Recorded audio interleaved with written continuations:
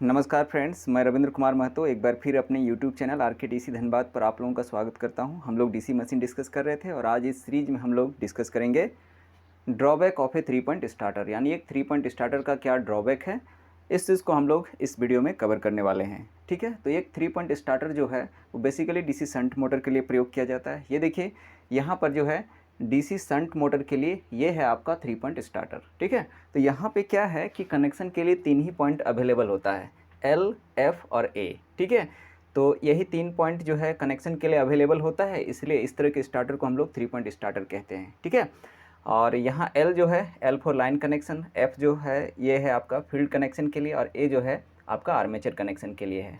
तो चलिए हम लोग समझ गए कि 3 पॉइंट स्टार्टर का नाम 3 पॉइंट स्टार्टर क्यों पड़ा है और एक 3 पॉइंट स्टार्टर जो है बेसिकली डीसी शंट मोटर के लिए प्रयोग किया जाता है। ठीक है, अब देखिए क्या है कि यहाँ पर जो हमारा 3 पॉइंट स्टार्टर यूज़ हो रहा है, ठीक है, इस स्टार्टर का काम मोटर को स्टार्ट करना नहीं है। ठीक है, यहाँ स्टार्टर का काम to provide protection to the DC motor. तो यहाँ जो हमारा 3 पॉइंट स्टार्टर है ये डीसी शंट मोटर के लिए बेसिकली 3 तरह का प्रोटेक्शन देता है। ठीक है, पहला protection, protection against high starting current, दूसरा protection, protection against overload condition और तीसरा प्रोटेक्शन देता है वो है आपका protection against under voltage condition. तो ये 3 तरह का प्रोटेक्शन जो है हम लोग यहाँ 3 पॉइंट स्टार्टर से प्राप्त करेंगे, जैसा कि प्रीवियस वीडियो में जो है अच्छे से डिस्कस कर दिया गया है। ठीक है, हम इस वीडियो में 3 पॉइंट स्टार्टर का ड्रॉबैक को जो है विशेष रूप से फोकस करेंगे, डिस्कस करेंगे। ठीक है, तो यहाँ पर देखिए एक 3 पॉइंट स्टार्टर जो है उसका डायग्राम यहाँ पे बना हुआ है। ठीक है, और यहाँ भी देखिए आपका एल, एफ और ए 3 पॉइंट यहाँ पे दिखाया गया है और ये 3 पॉइंट जो है कनेक्शन के लिए अवेलेबल होता है, जिसके आधार पर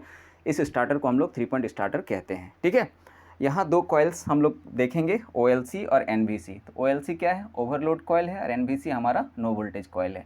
ठीक है, यहाँ पर बेसिकली R1, R2, R3 जो रेसिस्टेंस देख रहे हैं इसको मिला करके RS कहते हैं। RS है क्या, तो इसको हम लोग स्टार्टर रेसिस्टेंस कहते हैं। ठीक है, अब देखिए क्या है कि सबसे पहले जो है हमारा जो हैंडल है, ठीक है, ये जो आप हैंडल देख रहे हैं सबसे पहले हमारा ऑफ पोजीशन पर होता है, जिस पर हमारा क्या होगा, मोटर स्टॉप रहता है।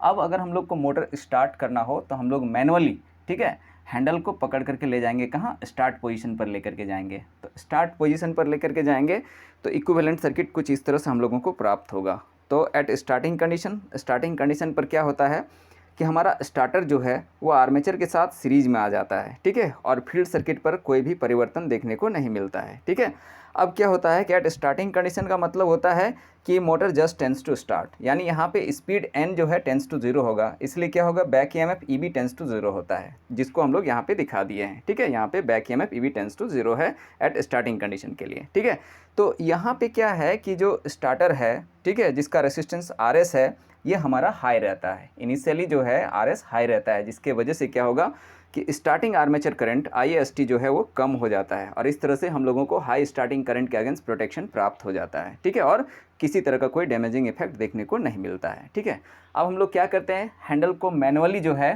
ठीक है, मूव करके ले जाते हैं कहाँ, रन पोजिशन पर ले करके जाते हैं। ठीक है, तो चलिए ये सब जो पहले का पोजीशन था हैंडल का उसको हम यहाँ पे मिटा दे रहे हैं। ठीक है, अब आप जो है हैंडल को रन पोजीशन पर देखिए। ठीक है, हैंडल को स्टार्ट पोजीशन से धीरे धीरे करके रन पोजीशन पर लेके चले गए हैं। तो रन पोजीशन पर जैसे हम लोग जाते हैं तो हमारा इक्विवेलेंट सर्किट कुछ ऐसा हो जाता है। यहाँ पर क्या होगा कि एट रन पोजीशन हमारा क्या होता है कि स्टार्टर जो है आर्मेचर सर्किट से कम्प्लीटली कट आउट हो जाता है और हमारा जो स्टार्टर है वो फील्ड सर्किट पर आ जाता है, जैसा कि यहाँ पे दिखाया गया है। ठीक है, अब क्या होता है कि रनिंग कंडीशन पर हमारा स्पीड जो है हाई रहता है, इसलिए बैक EMF हमारा हाई रहता है और यही बैक EMF हाई की वजह से हमारा रनिंग कंडीशन पर आर्मेचर करंट IA का वैल्यू कम रहता है। ठीक है, जिसके वजह से क्या है कि इस कंडीशन पर हम लोग मोटर को लंबे समय तक ऑपरेट करेंगे तो किसी तरह का कोई दिक्कत नहीं होगा, सेफली ऑपरेट होगा लंबे समय तक। ठीक है, अब देख लीजिए यहाँ पे ये है कि स्टार्टर जो है हमारा फील्ड सर्किट पर आ जाने से क्या प्रभाव पड़ेगा उस पर थोड़ा चर्चा कर लेते हैं। तो देखिए field resistance RF is very very greater than RS।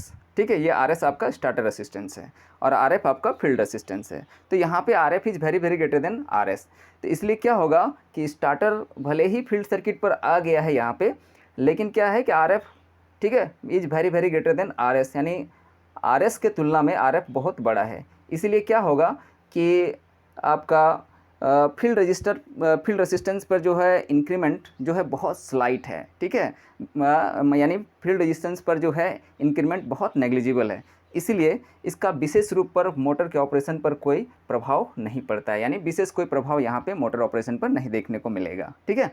अब देखिए क्या है कि रन पोजीशन पर यहाँ पर देखिए एनवीसी जो है यानी नो वोल्टेज कॉइल जो है ये इलेक्ट्रोमैग्नेटिक इफेक्ट देता है, जिसके वजह से क्या होगा कि हैंडल इसी जगह पर जो है लॉक हो जाएगा। अब क्या है कि हम लोग हैंडल से हाथ हटा भी देंगे तो एनवीसी की वजह से हैंडल लॉक हो जाता है और इसी कंडीशन पर बना हुआ रहेगा जब तक यहाँ पे सप्लाई प्रेजेंट रहेगा। तो इस तरह से क्या होगा कि हमारा सप्लाई जो है मोटर को कंटिन्यूस मिलता रहेगा और मोटर कंटिन्यूस रन करता रहेगा, ठीक है।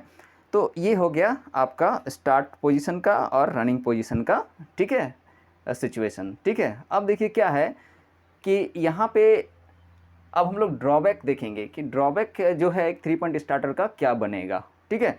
तो देख लीजिए हम लोग फील्ड फ्लक्स कंट्रोल मेथड पढ़े हैं स्पीड कंट्रोल में, ठीक है, जिससे हम लोग ये चीज़ निष्कर्ष निकाले थे कि अगर हमारा फील्ड रेजिस्टेंस RF बढ़ेगा तो फील्ड करंट IF घटेगा, या फिर बोलिए कि फील्ड फ्लक्स जो है आपका घटेगा और ऐसे परिस्थिति पर स्पीड बढ़ जाता है। यानी हम लोग फील्ड फ्लक्स कंट्रोल मेथड से यही सीखे हैं कि फील्ड रेजिस्टेंस RF बढ़ा करके आप मोटर की स्पीड को बढ़ा सकते हैं, ठीक है। तो अब देखिए कि एक ऐसा सिचुएशन कि हम चाहते हैं कि मोटर का स्पीड काफ़ी ज़्यादा हो, ठीक है, मोटर का स्पीड काफ़ी ज़्यादा हो। इन दैट केस हम लोग RF को बहुत ज़्यादा करना होगा। RF बहुत ज़्यादा करेंगे तो फील्ड करंट IF बहुत कम हो जाएगा।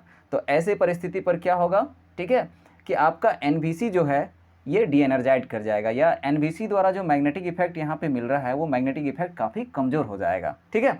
अब वो ऐसे परिस्थिति पर क्या होगा कि हैंडल पर जो स्प्रिंग फोर्स रहता है वो स्ट्रांग हो जाएगा और स्प्रिंग फोर्स की वजह से हैंडल जो है मूव करते हुए ऑफ पोजीशन पर आ जाएगा और मोटर आपका स्टॉप हो जाएगा। तो वही चीज़ लिखा गया है यहाँ पे कि अगर आप ओवर स्पीड चाहते हैं तो आपको फील्ड रेजिस्टेंस RF बहुत ज़्यादा बढ़ाना होगा। इस परिस्थिति पर क्या होगा, फील्ड करंट IF काफ़ी कम हो जाएगा, जिससे NVC डी एनर्जाइड हो जाएगा और आपका हैंडल जो है move two of position by spring action. और इस तरह से क्या होगा कि यहाँ पे जैसे ही ओवर स्पीड प्राप्त करना चाहेंगे, ठीक है, मोटर ऑटोमेटिकली ऑफ कर जाएगा। तो यही एक जो है इम्पॉर्टेंट ड्रॉबैक है एक 3 पॉइंट स्टार्टर का। इसी ड्रॉबैक को दूर करके जो है एक नए तरीके का स्टार्टर डिज़ाइन किया गया है DC शंट मोटर के लिए, उसको हम लोग 4 पॉइंट स्टार्टर कहते हैं, जिसको हम लोग आगे वीडियो में डिस्कस करने का प्रयास करेंगे। आशा करते हैं ये वीडियो आप लोगों को पसंद आया होगा। वीडियो पसंद आता है तो वीडियो को लाइक करें, दोस्तों के साथ शेयर करें और चैनल्स पर नए हैं तो चैनल को सब्सक्राइब कर लें। धन्यवाद।